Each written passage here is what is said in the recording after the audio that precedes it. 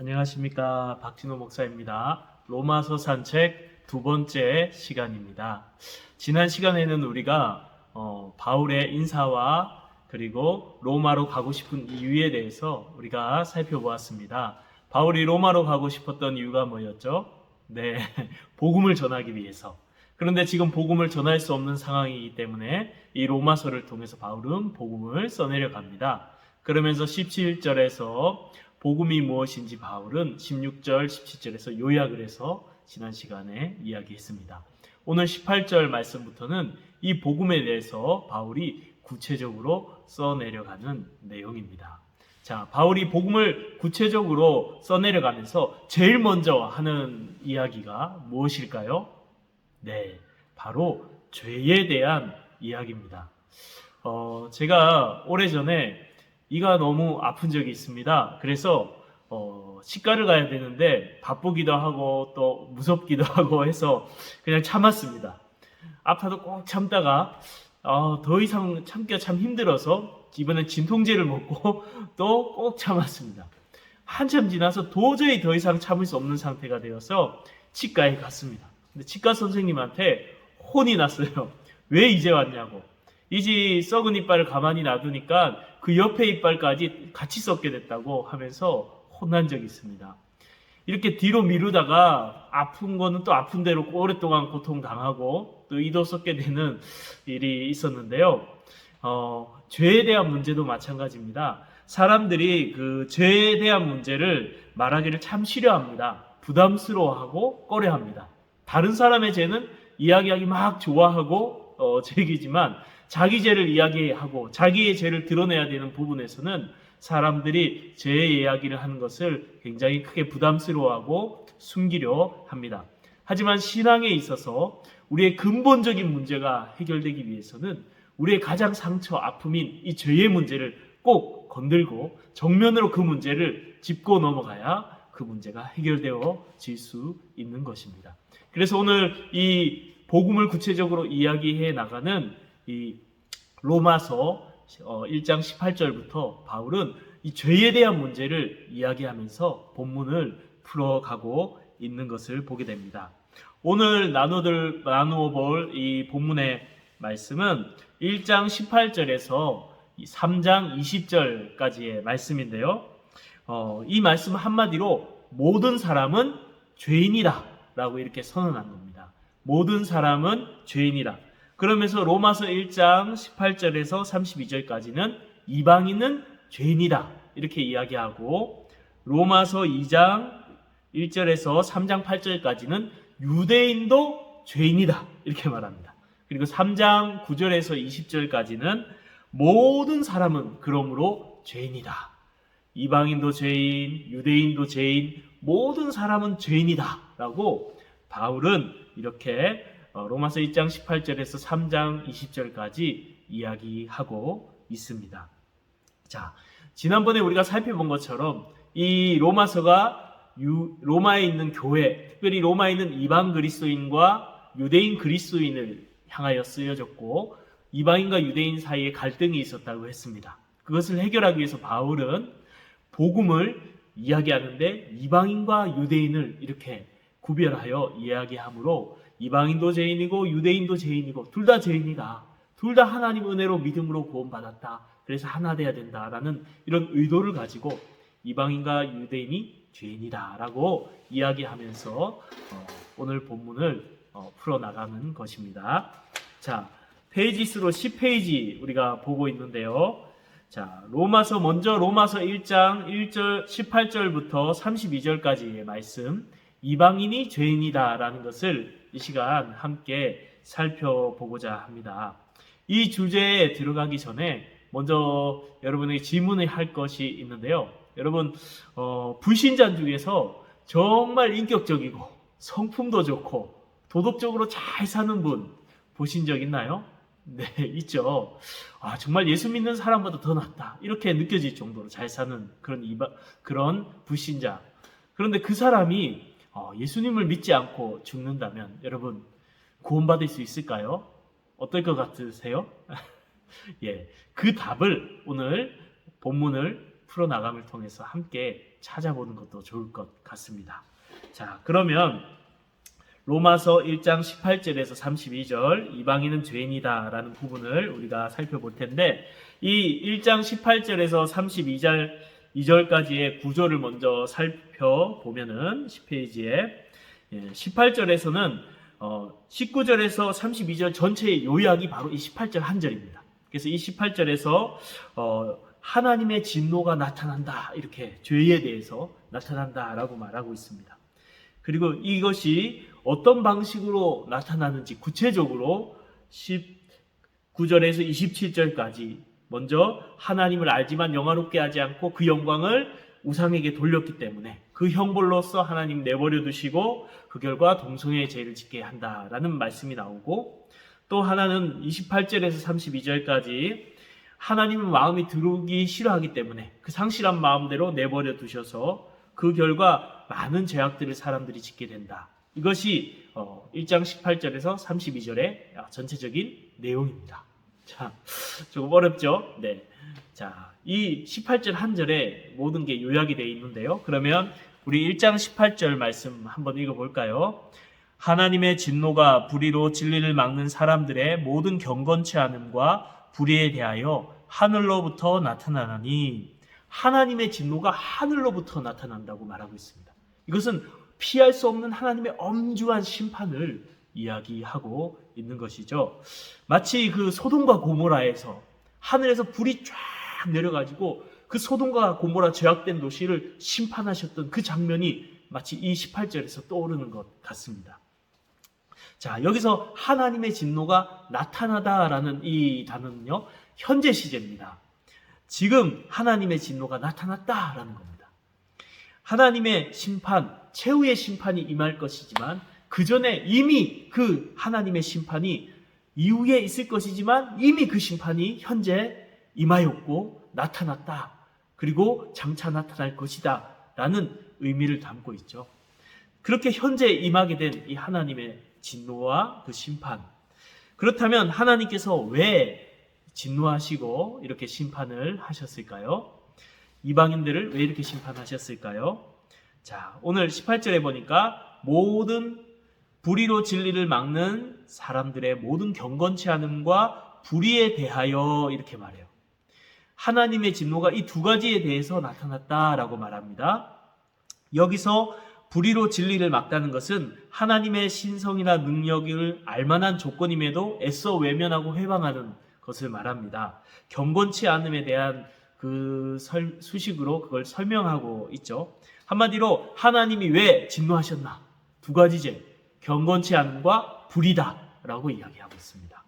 자, 그럼 경건치 않은 게 여러분 뭔가요?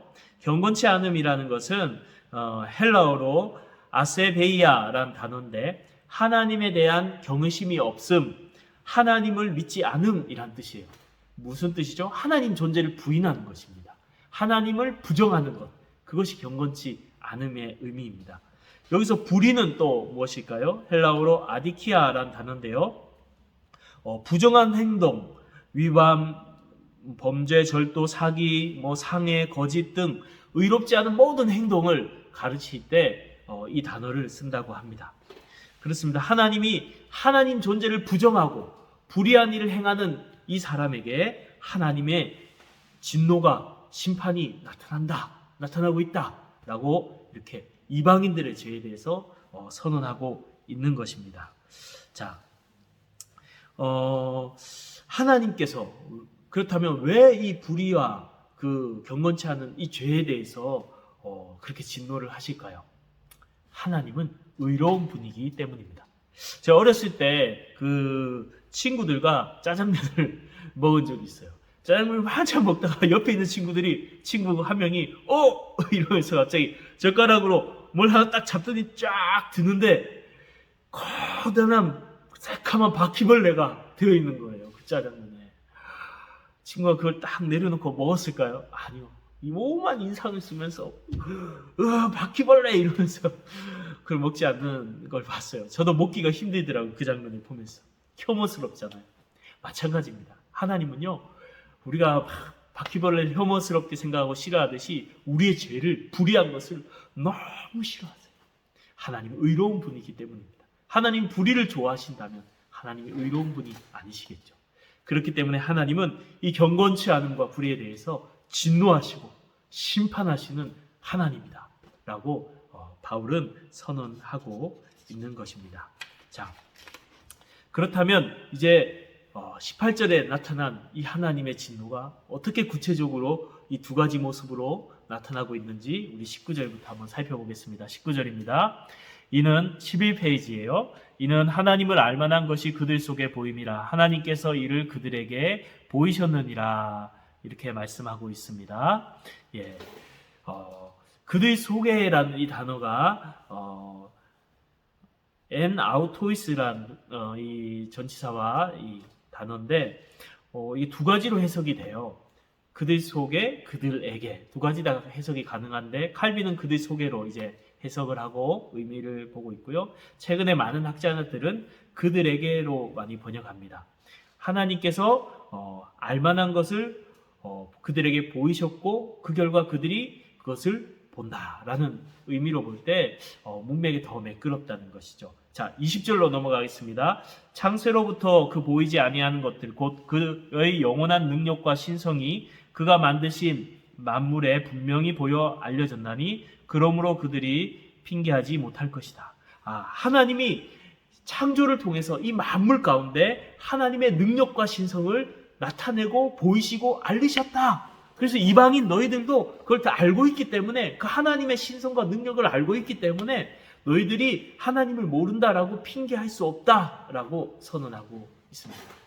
제 전도사 시절에 일이었어요. 전도사 시절에 그 새벽 기도를 끝나고 이렇게 나오면서 창문 밖을 딱 바라봤는데 하늘이 아주 웅장한 구름이 쫙 하늘 전체를 덮고 아침에 햇살이 붉은 햇살이 그 구름을 쫙 비추면서 붉고 막 웅장한 구름이 쫙 깔려 있는데 거기에 완전히 마음이 압도되어 있는 적이 있어요. 너무나 멋있었어요.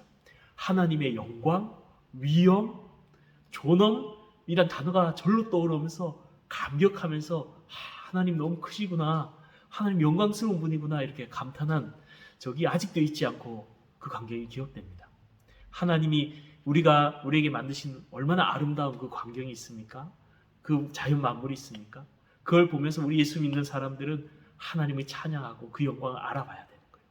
믿지 않는 사람들에도 하나님이 어떠한 신성과 영광이 있는지 그 자연을 통해서 하나님은 보여주고 있어요. 작품을 보면 그 만든 사람 알잖아요. 천재다, 너무 잘 그렸다, 이 사람 대단한 사람이다 이렇게 알듯이 이 자연을 통해서 하나님이 어떠한 분이다라는 것을 하나님은 보여주셨고 알려주셨다라고 이렇게 이야기하고 있습니다. 자, 그러면 이 하나님이 자신을 보여주셨음에도 불구하고 이방인은 합당한 반응을 보이지 못합니다. 우리 21절에서 23절 말씀을 읽겠습니다. 하나님을 알되 하나님을 영화롭게도 아니하며 그리고 감사하지도 아니하고 오히려 그 생각이 허망하여지며 미련한 마음이 어두워졌나니 스스로 지혜에 있다 하나 어리석게 되어 썩어지지 아니한 하나님의 영광을 썩어질 사람과 새와 짐승과 기어다니는 동물의 모양의 우상으로 바꾸었느니라 라고 이렇게 말씀하고 있습니다.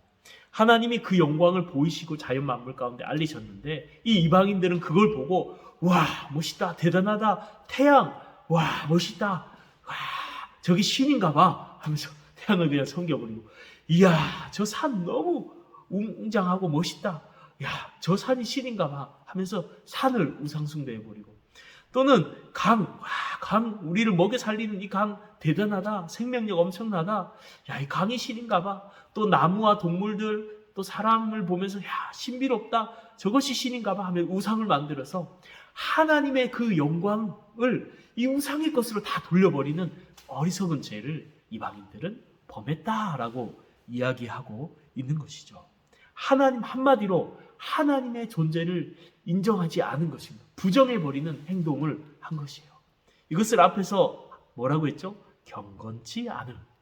바로 이 단어입니다. 경건치 않음. 그들이 하나님의 존재를 부정해버리는 이 죄를 지었던 것입니다. 자, 여기서 우리가 아까 처음에 질문했던 것, 알 수 있어요. 뭐죠? 불신자가 착하게 살면 구원 받습니까? 예, 정답부터 말하면 받을 수 없습니다. 죄 중에 가장 큰 죄가 뭐냐면, 죄의 근본이 뭐냐면 하나님을 부정해 버리는 겁니다. 예수님 믿지 않는 겁니다. 그것이 가장 큰 죄이기 때문에 어떠한 도덕적인 일을 하더라도 구원을 받을 수 없다는 것이죠. 아담과 하와가 선악과를 따먹은 거, 뭐 과일 하나 따먹은 게 큰 죄입니까? 그게 그만큼 사망이 찾아올 만큼 죄입니까? 사형에 해당하는 죄입니까? 라고 질문이 될 수 있지만, 그건 그냥 사과를 따먹은 게 아니라 하나님의 명령을 어긴 거고, 자기 위에 하나님이 계시다는 것, 하나님 존재 자체를 부정해버리는, 하나님의 왕되심을 부정한 죄이기 때문에 가장 무서운 죄를 지은 것이죠. 하나님에 대한 반역, 내가 나의 왕이다, 내가 세상의 왕이다, 반역죄와 같은 것입니다. 자, 그래서 죄에 대해서 우리가 조금 설명을 해보면요, 나무에 비유할 수 있어요. 나무의 열매가 우리가 행동으로 짓는 죄라고 한다면 세상 사람들은 이것을 죄라고 여기죠. 근데 성경은 더 깊이 나갑니다. 마음으로 지은 죄. 이 마음으로 지은 죄는 나무의 줄기와 같겠죠. 이 마음으로 지은 간음, 또 미워하는 것, 이것도 살인죄다, 간음죄다 라고 말하면서 성경은 그것도 죄다라고 말합니다. 그런데 더 근본적으로 깊이 들어가면 이 나무의 뿌리와 같은 죄가 있어요. 그것은 하나님의 존재를 부정하는 죄, 가장 무서운 죄, 구원받을 수 없는, 예수님을 믿지 않는 죄인 것입니다. 자, 그러한 죄를 짓고 그렇지 경건치 않은 죄를 지었을 때에 하나님께서 어떻게 심판하시나요? 하나님의 진노가 어떻게 나타나게 됩니까? 바로 24절에서 27절에 나타나 있습니다. 같이 읽겠습니다. 시작. 11페이지, 12페이지입니다. 그러므로 하나님께서 그들을 마음의 정욕대로 내버려 두사 그들의 몸을 서로 욕되게 하셨으니 이는 그들이 하나님의 진리를 거짓 것으로 바꾸어 피조물을 조물주보다 더 경배하며 섬김이라. 주는 곧 영원히 찬송할 이시로다. 아멘. 이 때문에 하나님께서 그들을 부끄러운 욕심에 내버려 두셨으니 곧 그들의 여자들도 순리대로 쓸 것을 바꾸어 영리로 쓰며 이와 같이 남자들도 순리대로 여자 쓰기를 버리고 서로를 향하여 음욕이 부릴 듯하며 남자가 남자와 더불어 부끄러운 일을 행하여 그들의 그릇됨에 상당한 보응을 그들 자신이 받았느니라. 여기 보면 하나님이 어떻게 진노를 나타내시고 어떻게 이 하나님 존재를 부정하는 이 사람들에게, 하나님 영광을 헛된 것으로 우상에게 돌리는 자들에게 심판을 하시냐면 24절에 내버려 두사, 26절에도 내버려 두셨으니, 네, 맞습니다. 내버려 두심을 통해서 하나님은 심판을 합니다. 이 내버려 두다라는 단어가 헬라어로 파라디도미라는 단어인데요, 넘겨주다, 내어주다라는 뜻이에요. 이 단어가 사도행전 7장 42절에 스데반의 설교에 등장합니다. 제가 읽어드리면요, 하나님이 외면하사 그들이 그 하늘의 군대 섬기는 일에 버려두셨으니, 바로 이 단어죠. 이는 선지자의 책에 기록된 바 이스라엘 집이여 너희가 광야에서 40년간 희생과 제물을 내게 드린 일이 있느냐. 무슨 말이냐면 이스라엘 백성이 하나님을 버리고 계속해서 우상 숭배를 하니까 하나님께서 그들을 버리셨다라는 거예요. 버리셨다, 내버려 두셨다. 그 결과 그들이 바벨론의 포로가 되고 아주 어려움을 겪게 되죠. 마치 비유를 들자면 이런 것과 같습니다. 이제 고3이 된, 입시를 앞둔 아들이 탈선을 해서 집을 나가버립니다. 부모가 아무리 설득해도 듣지 않죠. 호통을 쳐도 말을 듣지 않습니다. 어떤 수단에 동원해도 아들이 말을 듣지 않고 역부족일 때 아버지가 홧김에 말해버립니다. 내 마음대로 해! 하고 그냥 내버려 두는 거예요. 자, 이 내버려 두는 것, 이것이 바로 하나님의 진노입니다. 징계보다, 혼내는 것보다 더 무서운 것은 내버려 두는 거예요. 자, 마치 강의 흐름에 끌려가려는 배를 붙잡고 있던 손을 놓는 것처럼 하나님께서는 하나님의 존재를 부정하고 하나님의 영광을 썩어질 것 우상에 돌린 이 이방인들을 내버려 두신 거예요. 그 내버려 두심으로 그들을 심판하시는데, 그 정욕대로 내버려 두시게 되자 그들이 그 정욕에 이끌려서 여자와 여자끼리 동성애의 죄를 짓게 되고 남자와 남자끼리 동성애의 죄를 지으면서 순리로 쓸 것을 영리로 쓴 창조 질서를 뒤집어 엎는 그런 부끄러운 일을 스스로 행하게 됩니다. 그리고 27절에 그것 자체가 하나님의 심판이다라고 말해요. 그들의 부끄러운 일을 행하여 그들의 그릇 때문에 상당한 보응을 그들이 자신이 받았느니라. 27절에 이렇게 말하죠. 하나님께서 그렇게 내버려 두신 자체가 심판이라는 것이죠. 오히려 하나님의 징계가 있는 것이 오히려 더 낫다라는 것입니다. 그렇게 내버려 두자 그들이 그렇게 부끄러운 죄를 짓게 되었다라고 말합니다. 이 하나님의 존재를 부정하는 것은 우상 숭배로만 나오는 것이 아니라 또 다른 형태로 오늘 본문에 나오고 있습니다. 우리 18절에서 32절까지 말씀인데요. 18절에서도 먼저 31절까지 말씀을 보겠습니다. 또한 그들이 마음에 하나님 두기를 싫어하며 하나님께서 그들을 그 상실한 마음대로 내버려 두사 합당하지 못한 일을 하게 하셨으니 곧 모든 불의, 추악, 탐욕, 악의가 가득한 자요 사기, 살인, 분쟁, 사기, 악독이 가득한 자요 수군수군하는 자요 비방하는 자요 하나님께서 미워하시는 자요 능욕하는 자요 교만한 자요 자랑하는 자요 악을 도모하는 자요 부모를 거역하는 자요 우매한 자요 배약한 자요 무정한 자요 무자비한 자라 이렇게 말하고 있습니다.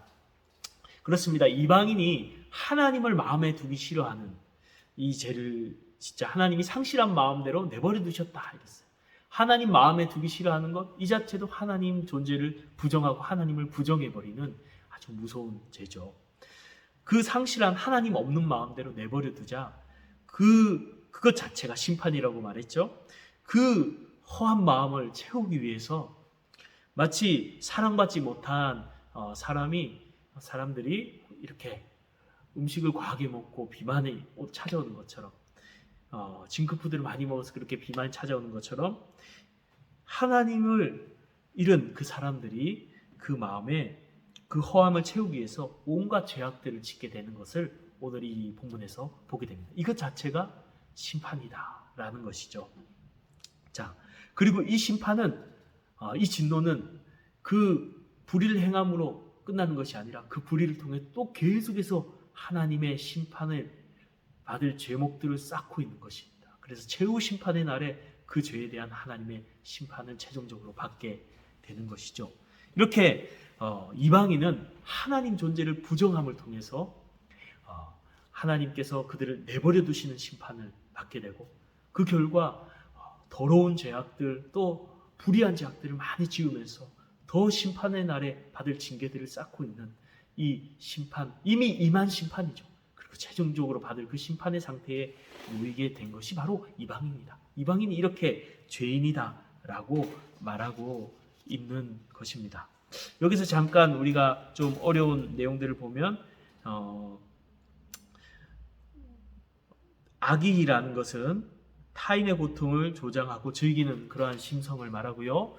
분쟁은 갈등과 다툼, 그리고 수군은 속삭여서 좋지 않은 루머를 퍼뜨리는 것, 능욕하는 자는 남을 능멸하고 모욕하는 오만 방자한 사람을 말하고요. 그리고 우매한 자는 지각과 분별력이 없는 사람, 배약하는 자는 약속을 불이행하는 사람을 이야기합니다. 그렇죠? 이런 사람들이 죄를 많이 짓는 것 자체도 사실 하나님에 대한 허함을 헛된 것에서 찾는 결과 그렇게 죄를 짓게 되는 것이죠. 탐욕을 채워넣기 위해서 온갖 사기와 미움과 다툼과 분쟁과 막 이런 죄악들을 짓게 되는 것이죠. 오래전에 한 영화를 봤는데 반지의 제왕 여러분 아시죠? 거기에 골룸이 나옵니다. My precious 이러면서 나오는데 이 골룸이 이 반지에 대한 탐욕이 엄청나죠. 그걸 버려야 자기가 사는데 그걸 움켜쥐고 그 탐욕에 그 반지에 대한 욕심에 끝없는 그 욕심에 사로잡혀서 채워지지 않는 그 욕심 가운데 있다가 결국 형태도 괴물처럼 바뀌게 되고 마지막에는 그걸 불 속에 들어가서 그걸 잡으려고 하다가 거기서 죽어버리는 그런 비참한 결말을 맞게 됩니다.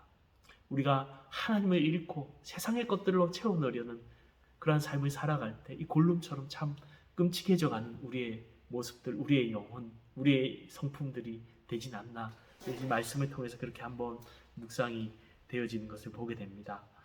32절 그렇게 상실한 마음을 버려둔 결과 그런 악을 행할 뿐 아니라 또한 32절에 이렇게 말합니다. 그들이 이 같은 일을 행하는 자를 사형에 해당된다고 하나님께서 정하심을 알고도 자기들만 행할 뿐 아니라 또한 그런 일을 행하는 자를 옳다 하느니라. 그렇죠? 자기만 행할 뿐 아니라 다른 사람도 죄짓게 하고 그 옳다 이렇게 말한다는 겁니다. 마치 술을 이제 배울 때 사람들이 누군가에 권해서 배우게 되고 담배도 누군가에 권해서 배우게 되죠.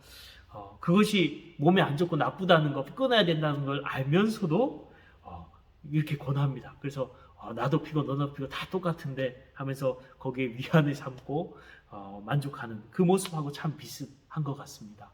하나님의 사형에 해당된다는 것을 알고도 이 죄를 지으면서 그 속에 자기 자신 숨겨버릴, 자기 죄를 숨기려고 하는 참 그런 어리석은 인간의 모습들 이 본문을 통해서 발견됩니다.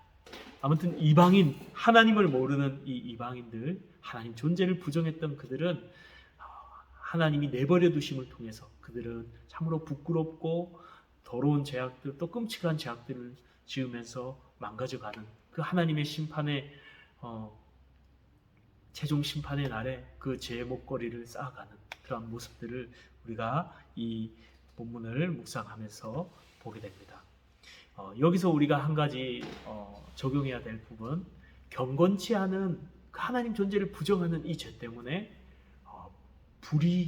모든 의롭지 않은 죄악들이 따라온 것, 그걸로 인해서 하나님과 사람과의 관계가 무너지는 것을 우리가 이 안에서 보게 됩니다. 이것을 이 복음을 시작하는 믿지 않는 사람들에게만 적용할 것이 아니라 믿는 우리도 마찬가지죠. 하나님과의 관계가 문제가 생기면요, 우리 신앙에도 문제가 생길 수밖에 없습니다. 사람의 관계에도, 우리 인품에도, 삶에도 문제가 생길 수밖에 없습니다. 하나님 존재를 부정해버릴 때 우리는 불의한 삶을 살아가게 돼요. 근데 하나님의 살아계심을 인정하고 하나님이 나의 왕되심을 인정하며 살아갈 때, 우리 정말 하나님을 믿음으로 그렇게 살아갈 때 우리의 삶 가운데 하나님을 닮아가는 의로운 삶이 회복될 줄로 믿습니다. 오래전에 읽었던 내 마음은 그리스도인의 집이란 그 작은 서책자가 있어요. 거기 보면 마음을 우리 집으로 묘사하고 예수님을 마음의 집에 초청합니다. 그리고 손님으로 오신 예수님께 이방 저방 막 보여주기 시작합니다. 그러면서 부끄러운 자신의 모습을 발견하게 되고 결국 주님께 맡길 때 이 문제가 해결된다는 것을 알고 주인임을 예수님이 나의 마음의 집의 주인이심을 인정하고 명의 이전을 그분께 함으로 완전히 회복되어지는 것, 그 이야기가 이 책의 이야기예요. 맞습니다. 여러분, 하나님은 진정으로 나의 왕, 예수님을 나의 진정으로 주인으로 인정할 때에 우리의 삶에 놀라운 회복의 은혜가 있을 줄 믿습니다. 자,